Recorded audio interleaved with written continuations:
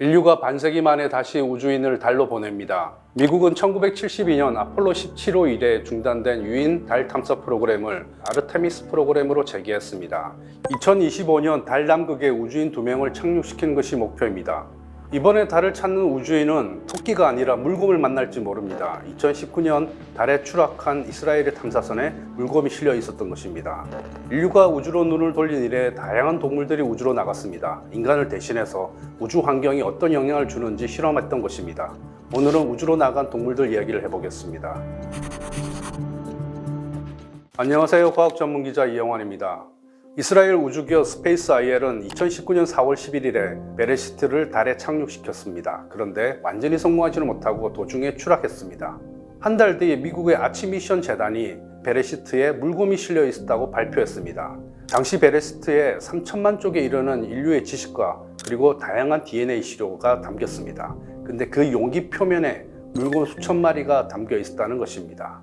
물곰은 절지동물의 친척벌대입니다. 길이가 1.5mm 밖에 안 되는 아주 작은 동물입니다. 이끼에 살면서 플랑크톤을 잡아먹고 삽니다. 물곰은 느리게 걷는 동물이란 뜻으로 타디그레이드라는 이름이 있습니다. 그런데 그보다는 물속을 헤엄치는 곰과 같은 생김새라고 해서 물곰이란 별명이 더 유명합니다. 탐사선이 파괴됐지만 물곰은 아직도 살아있을 가능성이 큽니다. 물곰이 지구 최강의 동물이기 때문입니다. 물곰은 30년 넘게 물과 먹이가 없어도 살아남습니다. 1948년 이탈리아의 동물학자가 박물관에 보관하던 120년 된 이끼에 물을 부었습니다. 그러자 그 속에서 물곰들이 살아났습니다. 물곰은 섭씨 영하 273도의 극저온이나 물이 끓을 정도의 151도의 고온에도 살아남습니다. 특히 우주에서도 문제가 없습니다. 대부분 동물은 10에서 20그레이 정도의 방사선에 목숨을 잃습니다. 물곰은 5700그레이나 견딥니다. 한 예로 유럽 우주국이 2007년 무인 우주선에 물곰을 실어 우주로 발사했습니다. 12일 뒤에 물곰들은 지구로 귀환했습니다. 이 물곰들에게 물을 붓자 다시 살아났다고 합니다.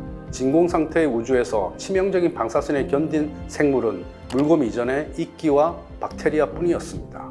미 항공우주국 나사는 지구에 사는 생물 중에 외계 생명체로 가장 적합한 동물로 물곰을 꼽을 정도였습니다. 명실상부 지구 최강의 동물인 셈입니다. 물곰 이전에 다양한 동물들이 우주로 나갔습니다. 가장 먼저 우주로 나간 동물은 초파리였습니다. 1947년 미국은 나치 독일로부터 획득한 V2 로켓에 초파리를 실어 발사했습니다. 과학자들은 나중에 지구로 귀환한 초파리를 가지고 우주 방사선이 동물에게 어떤 영향을 주는지 연구했습니다. 2차 세계대전이 끝나고 미국과 소련은 본격적인 우주 경쟁을 벌였습니다. 관건은 누가 먼저 우주로 사람을 보내냐였습니다. 사람을 먼저 우주로 보내기 전에 동물을 우주로 보내서 먼저 안전성을 실험했습니다. 그 길을 먼저 닦은 것이 가장 먼저 우주로 나간 포유동물인 라이카라는 개였습니다. 소련은 1957년 10월 4일 인류 최초의 인공위성인 스푸트니크 1호를 발사했습니다. 한 달 뒤인 11월 3일에는 스푸트니크 2호를 발사했습니다. 그 안에 라이카라는 개가 들어있었습니다. 라이카는 소련의 수도인 모스크바를 떠돌아다니던 개였습니다. 과학자들은 떠돌이 개들을 데려와 우주 훈련을 시켰습니다. 그중 가장 똑똑하고 말을 잘 듣던 라이카가 첫 우주개가 됐습니다. 라이카는 지구 궤도에 처음 오른 동물로 명성을 얻었습니다. 기념 우표들이 발행됐고 라이카의 얼굴이 들어간 초콜릿도 판매됐습니다. 하지만 라이카는 사람들의 환호성을 듣지 못했습니다. 당시 우주 여행은 편도였습니다. 스푸트니크 이후에는 태양열을 막는 장치가 없었습니다. 라이카는 지구 궤도를 4번째 돌다가 결국 목숨을 잃었습니다. 하지만 라이카의 희생은 헛되지 않았습니다. 1961년 4월 12일 유리 가가린이 인류 최초로 보스토크 1호를 타고 우주로 나간 것도 바로 라이카의 희생 덕분입니다. 개와 함께 인간과 가장 가까운 동물인 고양이도 우주로 나갔습니다. 프랑스는 1963년 10월 18일 펠리세트란 이름을 가진 고양이를 베로니크 로켓에 실어 우주로 발사했습니다. 고양이는 고도 154km까지 가서 우주를 체험했습니다. 펠리세트도 라이카와 마찬가지로 주인 없이 길거리를 떠돌아다니던 길고양이였습니다.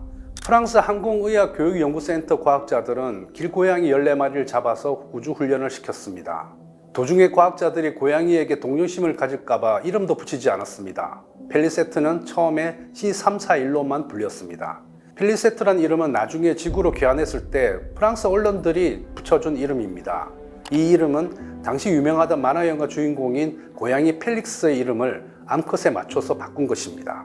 라이카와 달리 펠리세트는 살아서 지구로 돌아왔습니다. 하지만 이 행운은 그리 오래 가지 않았습니다. 지구 귀환 2달 뒤에 과학자들은 펠리세트를 안락사시키고 부검했습니다. 우주에서 어떤 영향을 받았는지 알아보기 위해서였습니다. 하지만 부검으로 얻은 정보는 없었다고 합니다. 프랑스는 다음 달 펠리세트 60주년을 기념하는 행사를 준비하고 있습니다. 앞서 2019년 스트라스부르에 있는 국제우주대학에 펠리세트의 총동상이 세워졌습니다. 침팬지도 우주로 갔습니다. 1961년 1월에는 햄이라는 이름을 가진 침팬지를 머큐리 레드스톤 2호에 실어 우주로 보냈습니다. 3개월 뒤 머큐리 레드스톤 3호에 탑승한 앨런 셰퍼드는 우주로 나간 첫 미국인이 됐습니다. 미국과 소련 모두 우주로 나간 첫 우주인 뒤에는 이러한 동물들의 희생이 있었던 것입니다. 대형 포유동물의 우주비행은 1969년 아폴로 11호의 달 착륙 이후 유인 우주 비행에 대한 자신감이 높아지면서 크게 줄었습니다. 라이카를 비롯해 여러 동물의 비극적 최후가 알려지면서 동물 희생에 대한 비난 여론이 높아진 것도 영향을 줬습니다. 하지만 우주동물의 대상은 더 넓어졌습니다. 인간과 친숙한 대형 포유동물 대신에 실험 목적에 맞는 작은 동물들을 선택하기 시작했습니다. 이를테면 우주에서 귀 속 내이가 어떤 영향을 받는지 알아보기 위해서 귀뚜라미의 균형기관을 살펴보는 시기입니다. 운동신경의 변화는 신경세포가 아주 큰 달팽이를 활용했습니다. 최근 우주 실험에서 가장 주목을 받는 동물이 바로 달로 간 물곰입니다. 우리나라도 물곰을 우주로 보냈습니다. 2021년 조선대와 연세대 연합팀이 만든 초소형 큐브 위성이 러시아 소유주 로켓에 실려 우주로 날아갔습니다. 그 안에 물곰 100마리가 실려 있었습니다. 정말 다양한 동물들이 인류의 우주 탐사를 위해 헌신해 왔습니다. 인류가 반세기 만에 달에 발을 딛고 나면 다음 목표는 화성입니다. 화성은 우주정거장이 있는 지구 저궤도와는 다른 심우주입니다. 우주 환경도 더 혹독합니다. 과학자들은 다시 우주 동물 실험을 늘리고 있습니다. 일본 작가 무라카미 하루키는 1999년에 발표한 스푸트니크의 연인에서 이렇게 말했습니다. 우주의 어둠을 소리 없이 가로지르는 인공위성, 그 끝없는 우주적 고독 속에서 걔는 대체 무엇을 바라보고 있었을까? 인간과 함께 고독한 우주여행을 함께해온 동물들과 앞으로 화성으로 가는 길을 열어줄 동물들에게 경의를 표합니다. 지금까지 이영환의 스코프였습니다.